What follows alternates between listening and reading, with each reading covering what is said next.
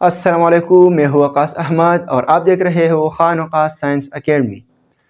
कल हमने history of 5 kingdom system of classification के बारे में पढ़ा था कि ये 5 किंगडम सिस्टम ऑफ क्लासिफिकेशन कैसी वजूद में आई और किस किस साइंटिस्ट ने इसमें अपना किरदार अदा किया। आज हम 5 किंगडम सिस्टम के जो किंगडम्स हैं उनको तफसील के साथ एक्सप्लेन करेंगे। आज आप बहुत कुछ जानने वाले हैं, वीडियो के एंड तक आप हमारे साथ रहिए। तो शुरू करते हैं कि रॉबर्ट विटेकर ने सारे लिविंग ऑर्गेनिजम्स को 1969 में 5 किंगडम्स में क्लासिफाई किए, जो है किंगडम प्रोकैरियोटे। सबसे पहले जो किंगडम है वो है किंगडम प्रोकैरियोटे, जिसे किंगडम मुनेरा भी कहा जाता है। इस तरह किंगडम प्रोटोक्टेस्टा और किंगडम प्रोटेस्टा, इस तरह किंगडम फंजाई, किंगडम प्लांटे और किंगडम एनिमिलिया, ये 5 किंगडम्स में सारे लिविंग ऑर्गेनिजम्स को उन्होंने क्लासिफाई किए। तो ये सारे किंगडम्स, जब स्टूडेंट्स ये सारे किंगडम्स याद करते हैं तो उसको बहुत मुश्किल होती है।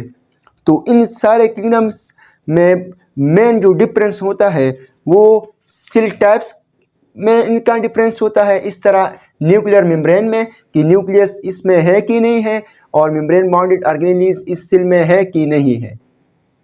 अगर हम सेल के बात करें तो सेल के 2 किस्में होते हैं। सेल के 2 किस्में हैं, एक है प्रोकैरियोटिक सेल और दूसरा होता है यूकैरियोटिक सेल। प्रोकैरियोटिक सेल वो सेल होता है जिसमें न तो न्यूक्लियस होता है, न्यूक्लियस इसमें एब्सेंट होता है, और इस तरह वो ऑर्गेनेलिज भी नहीं होती जिन ऑर्गेनेलिज से मेम्ब्रेन बॉन्डेड होता है। मेम्ब्रेन बॉन्डेड ऑर्गेनेलिज भी इसमें एब्सेंट होती है। और यूकैरियोटिक सेल में न्यूक्लियस भी होता है और मेम्ब्रेन बॉन्डेड ऑर्गेनेलिज भी होती है। तो इस तरह सेल टाइप की इस ऑर्गेनिज्म का जो सेल है वो किस टाइप का है, वो प्रोकैरियोटिक है और यूकैरियोटिक है। अगर उसका सेल प्रोकैरियोटिक होगा तो फिर उसका न्यूक्लियर मेम्ब्रेन और न्यूक्लियस इसमें नहीं होगी। इस तरह मेम्ब्रेन बाउंडेड ऑर्गेनेलिज भी उसमें एब्सेंट होगी। इस तरह मेन डिफरेंस सेल वॉल में भी आती है कि उसका सेल वॉल इसमें है कि नहीं है, अगर है तो किस किस्म के मॉलिक्यूल से वो बनी है।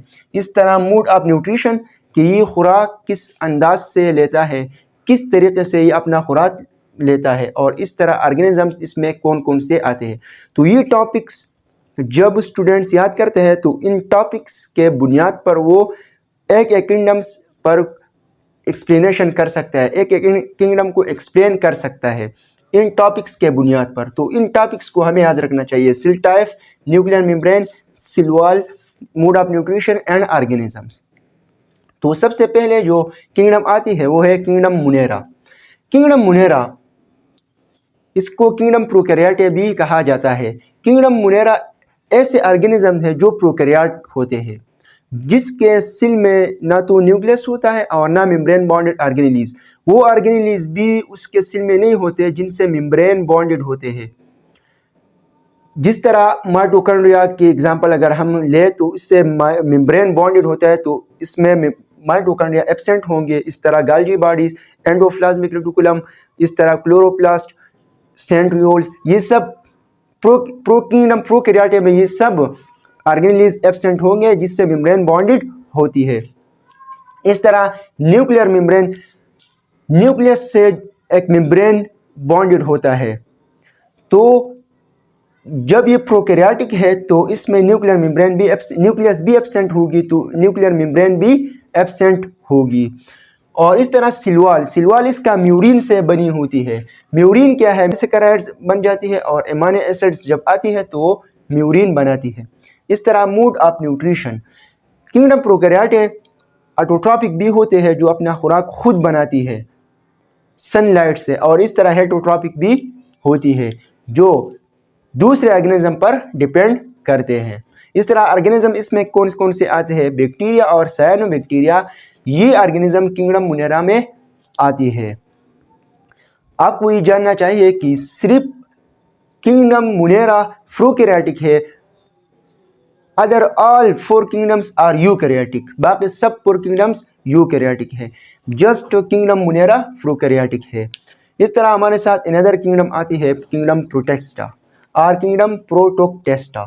ये किंगडम्स यूकैरियोटिक है। इस तरह किंगडम पंजाई भी यूकैरियोटिक है, प्लांटे भी यूकैरियोटिक है, एनिमिलिया भी यूकैरियोटिक है। तो एक बात तो आपको जाननी होगी कि जस्ट किंगडम मुनेरा प्रोकैरियोटिक है, बाकी सब जो है वो यूकैरियोटिक है। तो किंगडम प्रोटेस्टा यूकैरियोटिक है। इसके जो ऑर्गेनिज्म है वो यूनिसेलुलर भी होते हैं, इसमें एक सेल वाले ऑर्गेनिज्म भी होते हैं, और इस तरह इसमें वो ऑर्गेनिज्म भी होते हैं जिनमें बहुत ज़्यादा सेल्स होते हैं। इस तरह न्यूक्लियर मेम्ब्रेन की हम बात करें तो न्यूक्लियर मेम्ब्रेन इसमें प्रेजेंट होंगे, क्योंकि ये यूकैरियोटिक है तो इसमें न्यूक्लियस भी होंगे, मेम्ब्रेन बॉन्डेड ऑर्गेनेल्स इसमें सारे होंगे।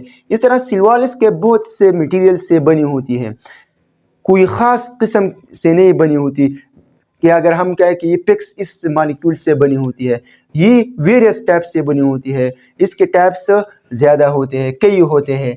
मोड ऑफ न्यूट्रिशन ये फोटोसिंथेटिक भी होते हैं कि अपना खुराक खुद वो बना सकती है। फोटोसिंथेटिक वो ऑर्गेनिज्म होते हैं जो अपना खुराक खुद बना सकती है। इस तरह हेटरोट्रॉपिक भी होते हैं जो दूसरों पर डिपेंड करते हैं, जो अपना खुराक खुद नहीं बना सकती। और इसमें बहुत कैटेगरी भी आते हैं कि जब सूरज होती है तो वो अपना खुराक खुद बनाती है, और सूरज के ना होने की वजह से वो हेटरोट्रॉपिक भी होते हैं, वो अपना खुराक जो है वो एंगल्फ करता है, वो अंदर लेता है। तो ये किंगडम प्रोटेस्टा ऐसे ऑर्गेनिजम्स के लिए बनी थी कि जिनमें बोथ कैरेक्टर्स होते थे, बोथ दोनों प्लांट्स और एनिमल लाइक कैरेक्टर होते हैं, तो उनमें वो सब ऑर्गेनिज्म आते हैं। अगर हम एग्जांपल लें तो इसका एग्जांपल है प्लाज्मोडियम, इस तरह यूग्लिना और इस तरह पैरामीशियम। ये सारे कैरेक्टर्स प्रोटेस्टा, ये सारे ऑर्गेनिज्म प्रोटेस्टा में शामिल है क्योंकि इनके कैरेक्टरिस्टिक किंगडम प्रोटेस्टा के साथ रिलेटेड है। इस तरह हमारे साथ अनदर किंगडम है किंगडम पंजाई। किंगडम पंजाई भी यूकैरियोटिक है, मल्टीसेलुलर भी इसमें है और यूनिसेलुलर में भी इसमें है। मल्टीसेलुलर मींस कि इसमें ऐसे ऑर्गेनिज्म भी होते हैं जिनमें बहुत ज़्यादा सेल्स होते हैं जो हमें नज़र आते हैं, और ऐसे सेल्स भी होते हैं जो यूनिसेलुलर होते हैं, जो एक सेल से बनी होती है, जो हमें नज़र नहीं आती। इस तरह अगर हम न्यूक्लियर मेम्ब्रेन की बात करें तो ये यूकैरियोटिक है, तो इसमें न्यूक्लियस भी होगी और न्यूक्लियर मेम्ब्रेन भी होगी। सेल वॉल इसका चिटिन से बनी होती है, और ये खुराक किस अंदाज से लेता है, हेटरोट्रॉपिक है। इसमें क्लोरोप्लास्ट नहीं है, क्लोरोफिल इसमें नहीं होती, ये ग्रीन नहीं होते और अपना खुराक खुद भी नहीं बना सकती, तो इसलिए ये हेटरोट्रॉपिक है, ये दूसरों पर डिपेंड करती है।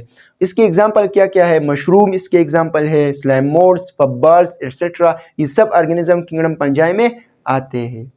इस तरह हमारे साथ अनदर टॉपिक जो है वो किंगडम प्लांट है। किंगडम प्लांट के जो ऑर्गेनिज्म है वो भी यूकैरियोटिक है, मल्टीसेलुलर है। सारे प्लांट्स को अगर हम देख सकते हैं, सारे प्लांट्स बहुत से सेल से बने होते हैं और वो हमें नज़र आते हैं, वो एक सेल से नहीं बनी। न्यूक्लियर मेम्ब्रेन, न्यूक्लियस यूकैरियोटिक है तो न्यूक्लियस और न्यूक्लियर मेम्ब्रेन इसमें होंगी। इस तरह अगर हम उसके सेल वॉल की बात करें तो सेल वॉल इसके सेल्यूलोज से, इस तरह लिग्निन से और अदर पॉलीसेकेराइड से बनी होती है, जो इसके सेल वॉल्स को एक्स्ट्रा रिजिडिटी देता है, जो इसके सेल वॉल को रिजिड बनाता है, सख्त बनाती है। खुराक वो किस अंदाज से लेता है, वो फोटोसिंथेटिक होती है, वो अपना खुराक खुद बनाती है।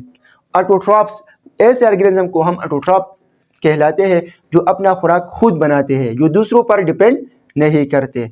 और इसके ऑर्गेनिज्म क्या क्या है, जितने भी प्लांट्स हैं, जितने भी हमारे एनवायरनमेंट में जितने भी प्लांट्स हमें नज़र आते हैं वो सब किंगडम प्लांटे से ताल्लुक़ रखती है।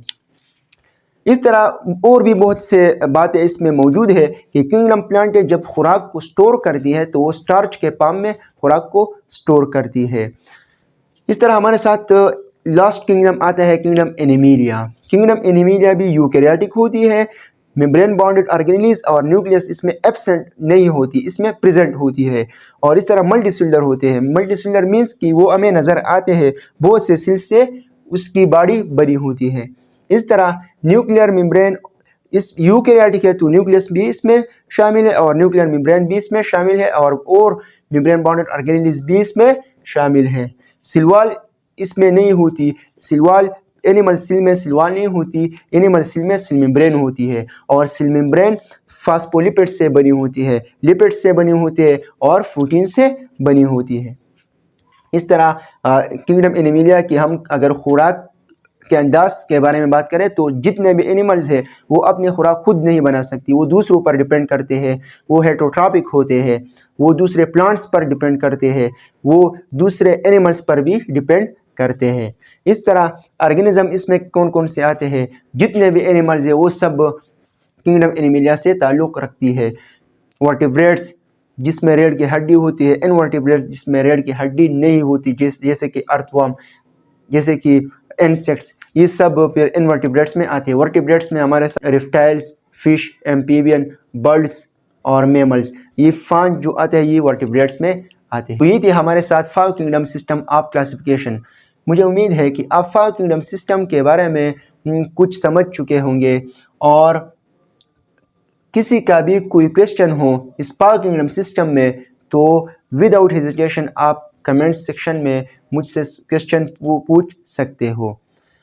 अगर आप चैनल पर नए हो तो चैनल को सब्सक्राइब करें और बेल आइकन प्रेस करें ताकि आपको नई वीडियोस की अपडेट मिलती रहे। शुक्रिया।